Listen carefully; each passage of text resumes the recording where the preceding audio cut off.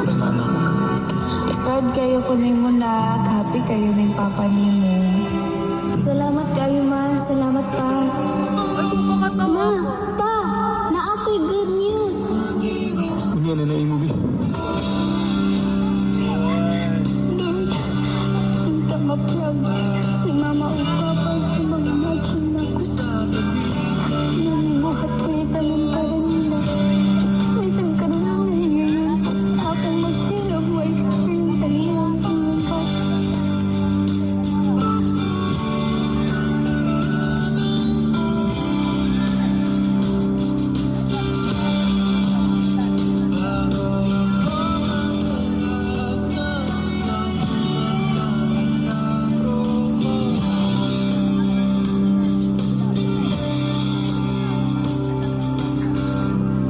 Ma, pa, na ako'y sulti. Kaon ako magarabi? Ma, pa, I have something to say. Buntis ko, wow kay bakin sa ngamahan.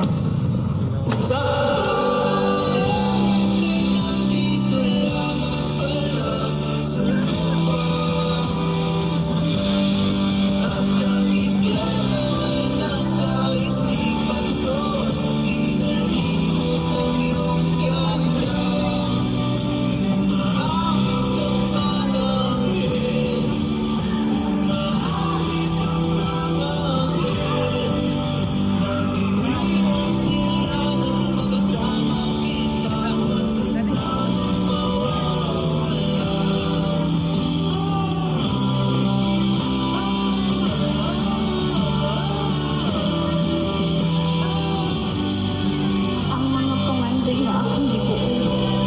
Dili lang para sa akong pagdumingin, kundi para i-prove. Para ma-feel na importante sad ko. Karon, ani ana Lord. Natupag na na ako ang akong mga pangandoy. Nalabaw ko sa akong pangayo niyo. Salamat kaayo, Lord. Daghang salamat.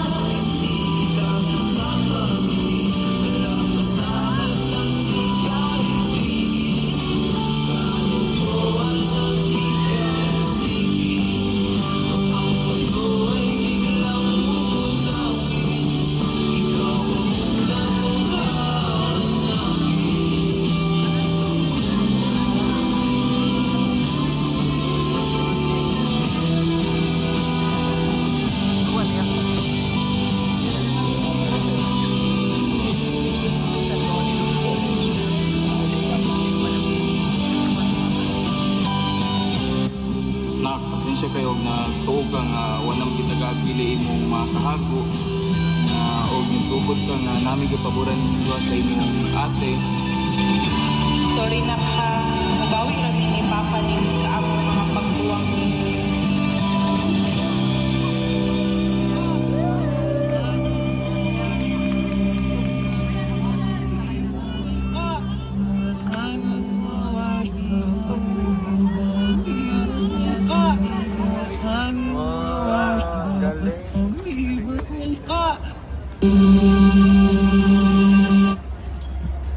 Sa katapusan sa awong istorya, nasabtan ako nga pamilya dili perfecto. Adunay mga kasakit, mga pulong nga nakapasakit, o mga higayon nga gibukaton sa pressure o disappointment. Murag dili na madala. Apan bisan pa ni Ana, ang tinuod na kahulugan sa pamilya, mao ang pagpadayon bisan lisod. Ang pagpasaylo bisan sakit, o ang pagdawat bisan dili tanan masabtan. Ang pressure dili dapat mahimong pader nga mabulag ka namo, kundi usa sa hagdan aron motubo og magtinabangay. Ang disappointment dili katapusan sa paglaom, kundi usa ka pahinumdom nga kita tanan adunay huya ug nakaton pa. Usa karon magpabilin kami nga likod ug dili tungod kay wala nay problema, kundi tungod kay nakakaton mi sa pagpaminaw, pagsabot ug paghigugma pag-usab. Sa katapusan, ang pamilya dili lang bahin sa kalipay, kundi sa pagbaro uban sa usag-usag bisan pinakalisod nga panahon. Ug mao kana ang among sinuod nga kadaugan.